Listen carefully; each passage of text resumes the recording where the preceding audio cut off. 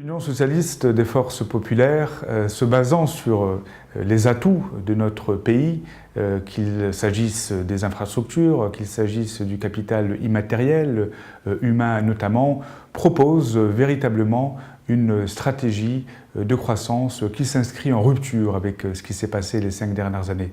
Et cette stratégie de croissance se propose un certain nombre, ou se fixe un certain nombre d'objectifs, notamment d'amener la croissance du Maroc à 5,5 points sur les 5 prochaines années.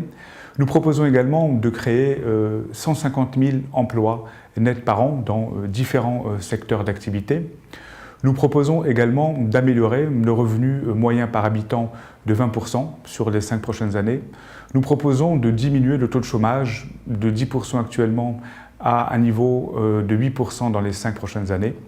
À ce titre, donc, cette stratégie de croissance que nous voulons ambitieuse s'inscrit véritablement dans le cadre d'un nouveau contrat de croissance avec les citoyens marocains et s'inscrit également dans le cadre d'une nouvelle génération de réformes. Ce modèle de croissance global, inclusif, intégré tourne autour de 5 grands axes. Tout d'abord, la consolidation et le développement des politiques macroéconomiques.